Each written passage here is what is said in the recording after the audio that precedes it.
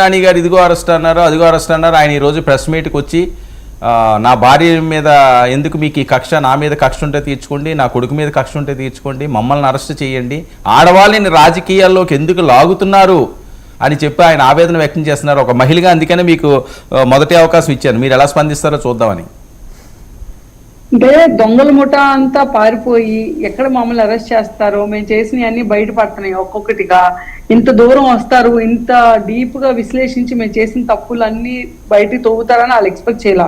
వాళ్ళు ఏమనుకున్నారంటే మన మీద ఏదైనా కక్ష సాధింపుగా మీరు ఇందాక అన్నట్టుగా వచ్చి ఊరిని టార్గెట్ చేసి ఊరిని వాళ్ళు కనుక ఏమీ లేకపోయినా అరెస్టులు చేయడం ఇవన్నీ చేస్తారేమో అనుకున్నారు. అలా కాకుండా జరిగినట్టు ఆ రోజు కోర్టులో చూసారు మీరు. పవన్ కళ్యాణ్ గారు వెళ్ళినప్పుడు ఎన్ని కేజీలు బియ్యం రవాణా అవుతుంది అక్రమంగా, ఎన్ని కూడా బయటపడింది. ద్వారంపూడి చంద్రశేఖర్ చేసిన ఇల్లీగల్ బిజినెస్ బయటపడింది.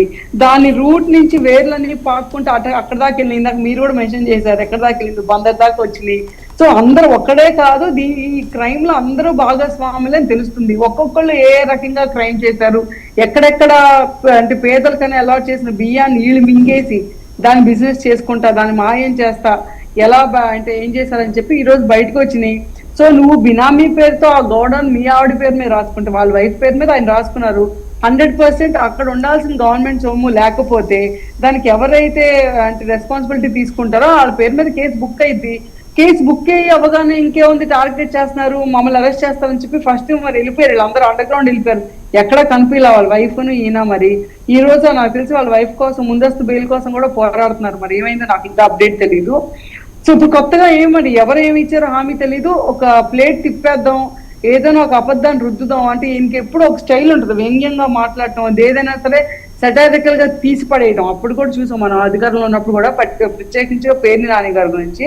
సో అదే సెటైర్ తో నేను మళ్ళీ మాట్లాడతాను, నేనేదో పెద్ద పతితనని శుద్ధపోసనని చెప్పి నేను ప్రెస్ ముందు మీటు పెట్టి మరీ చెప్పుకుంటాను అని చెప్పి వచ్చారు. ఈ రోజు ఆయన చెప్పిన ప్రతిదీ నమ్మాల్సిన అవసరం లేదు, ఏదేదో మాట్లాడుతున్నారు.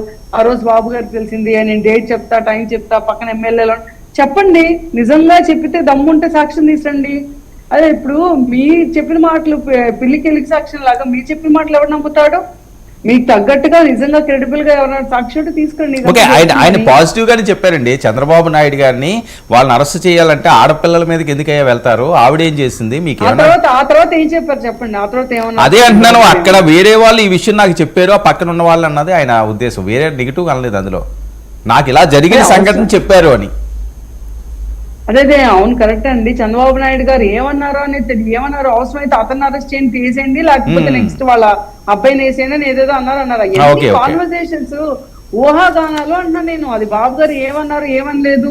ఇప్పుడు ఒక లేడీ పేరు మీద గోడౌన్ ఉందండి, ఇప్పుడు ఆ గోడౌన్ లో సరుకు మిస్ అవుతుంది, ఎవరిని అరెస్ట్ చేయమంటారు? సహజంగా అసలు పబ్లిక్ అయినా కామన్ సెన్స్ ఉంటే అది లేడీయా జంటా అని కాదు కదా, అక్కడ జరుగుతుంది దాని మీద అరెస్ట్ అవుతుంది అక్కడ సిస్టమ్ మీద. అంతేగాని మమ్మల్ని టార్గెట్ చేస్తున్నారు, మా లేడీస్ ని ఎవరేమన్నారు, ఆ లేడీని ఎవరేమనలేదే, ఎవరేం మాట్లాడలేదే. మీరు ఇందాకే అన్నారు భువనేశ్వరి గారిని, ఏ ఉత్తి పుణ్యం ఏమీ లేదు అసలు, ఆవిడకి ఇన్వాల్వ్మెంటే లేకపోయినా ఆవిడ పేరు తీసుకొచ్చి పొలిటికల్ గా బొరద చల్లాలని, లేకపోతే ఇంతకుముందు పవన్ కళ్యాణ్ గారి వైఫ్స్ గురించి మాట్లాడాలని కానీ ఇవన్నీ వాళ్ళు చేశారు. ఈ రోజు మేమెవరు ఏ లీడర్ కూడా ముందుకు వచ్చి ఆ పిచ్చివాడేం వాగట్లేదే. ఇప్పుడు గవర్నమెంట్ సొమ్ము మిస్ అవుతుంది. మీరు ఇప్పుడు రీసెంట్ గా చూసుకుంటే జీవీ రెడ్డి గారు కూడా ఫైబర్ నెట్ ఇష్యూలు ఎవరెవరు ఇన్వాల్వ్ అయ్యారో వాళ్ళందరినీ ఇన్వాల్వ్ చేశారు. మీ కూటమి వాళ్ళే వాళ్ళకి సపోర్ట్ గా ఉన్నారట కదండి. పాపం పేరు నాని గారు ఎక్కడ అరెస్ట్ అయిపోతారో అని చెప్పి కూటమి వాళ్ళే సపోర్ట్ చేస్తున్నారట కదా, కాదా అని అదే నేను అంటాను. ఇప్పుడు ఇందాక ఆ మాటలే అంటున్నాను, మరి ఎందుకు అరెస్ట్ చేయట్లేదు తప్పు చేసిన వాళ్ళు? కాదండి, ఎన్నికలకు ముందు 175 నియోజకవర్గాలు శ్రీలంక చేసేశారు, రాష్ట్రాన్ని తాకట్లు పెట్టేశారు, అసలు ఆంధ్రప్రదేశ్ రాష్ట్రమే చిత్రపటంలో కనుమరుగైపోతున్నదని ప్రచారం చేశారు. ఓకే, ప్రజలు నమ్మారు, సక్సెస్ అయ్యారు. వీళ్ళు దొంగలు, వాళ్ళు దొంగలు, వీళ్ళిది అది అన్నారు. ఏమైంది వాళ్ళందరూ? వాళ్ళు ఇప్పుడు మంచి వాళ్ళు అయిపోయారా, ఉత్తమ పురుషులు అయ్యారా? కాదండి, అప్పుడు ఇప్పుడు కూడా ఆ రోజు మమ్మల్ని తిట్టారు కాబట్టి ఈ రోజు మేము కేసు పెడతాము అని చెప్తాము. తిట్టారని కేసు పెట్టమంటట్లేదు, కొట్టారని కేసు పెట్టట్లేదు, తప్పు చేశారా లేదా అన్న దాని మీద కేసు పెట్టమని, అది కదా కోరేది.